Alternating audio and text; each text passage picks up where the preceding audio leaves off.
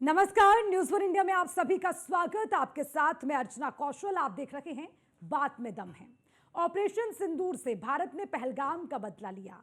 पाकिस्तान को यह संदेश दिया कि अगर आतंकवाद को पाला तो कीमत बहुत बड़ी चुकानी पड़ेगी। ऑपरेशन सिंदूर के बाद भारत के 58 सांसदों वाले 7 डेलीगेशन विश्व को ऑपरेशन सिंदूर के बारे में जानकारी देने निकले, लेकिन सांसदों के डेलीगेशन को लेकर सियासी कलेश मचा हुआ है। आज इसी को लेकर करेंगे चर्चा, लेकिन उससे पहले देखिए हमारी रिपोर्ट। डेलीगेशन पर सियासी कलेश, दुनिया को क्या देंगे संदेश? राष्ट्रहित से ऊपर राजनीति, सियासतदानों की ये कैसी नीति?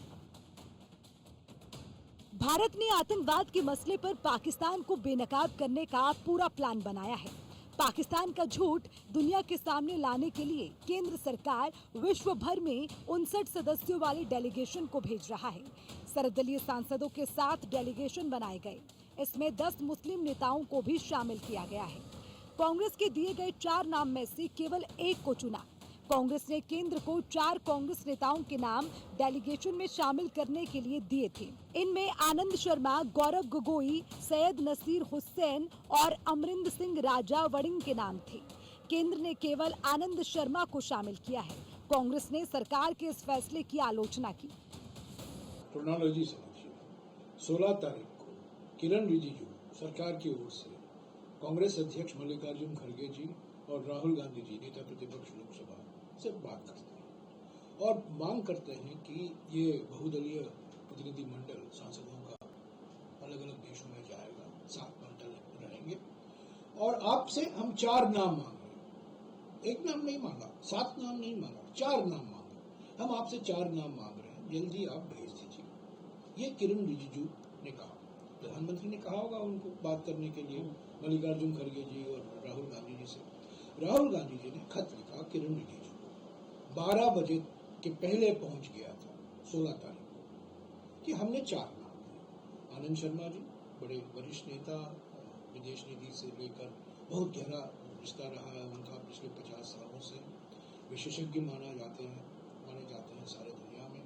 गौरव गोगोई हमारे डिप्टी लीडर लोकसभा में, नासिर हुसैन हमारे विप राज्यसभा में, और जो जम्मू और कश्मीर के प्रभारी हैं AICC के, और राजा बरार जो सांसद है पंजाब के, जो हमने 4 नाम दिए।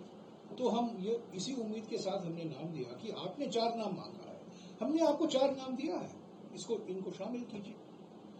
सरकार की मंशा तो पहले से ही शरारती मंशा। डेलीगेशन को 7 अलग अलग ग्रुप में बांटा गया है। हर ग्रुप का एक लीडर चुना गया है। अहम बात यह है कि हर ग्रुप में कम से कम एक मुस्लिम नेता को जगह दी गई है। ग्रुप 1 की कमान बीजेपी के सांसद बैजयंत पांडा को मिली। ग्रुप 2 की कमान बीजेपी के सांसद रविशंकर प्रसाद को मिली। ग्रुप 3 की कमान जेडीयू के संजय कुमार झा को मिली। ग्रुप 4 की जिम्मेदारी शिवसेना के श्रीकांत शिंदे को सौंपी गई। ग्रुप 5 के लीडर कांग्रेस के सांसद शशि थरूर हैं। ग्रुप 6 की जिम्मेदारी डीएमके सांसद कनिमोझी को दी गई।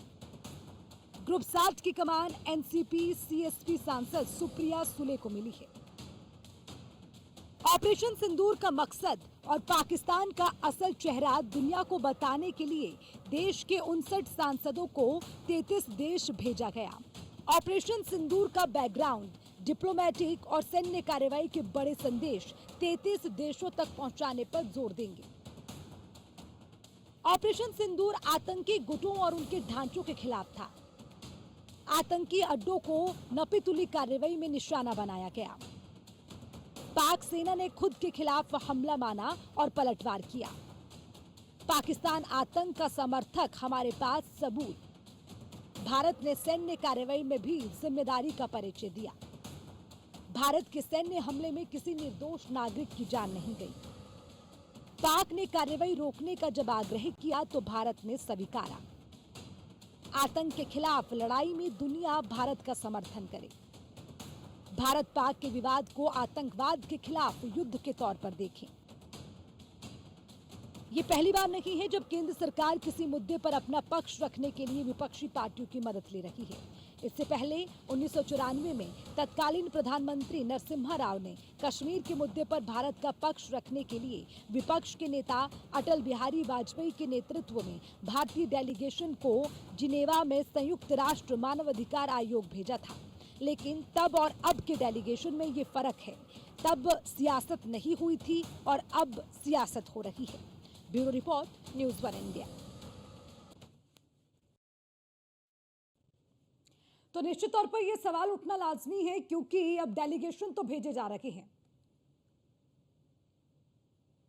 लेकिन उसी के साथ विपक्ष लगातार सवाल उठा रहा है और सवाल इस बात को लेकर उठ रहे हैं कि अगर डेलीगेशन जा रहा है उससे क्या होगा। और उसी के साथ सवाल इस बात को लेकर भी उठते हैं कि इसको लेकर राष्ट्र हित से ऊपर क्यों पार्टी का हित और राजनीति निकलकर सामने आ रही है, क्यों इसको लेकर विपक्ष सवाल उठा रहे हैं। ये भी बड़ा महत्वपूर्ण सवाल हो जाता है।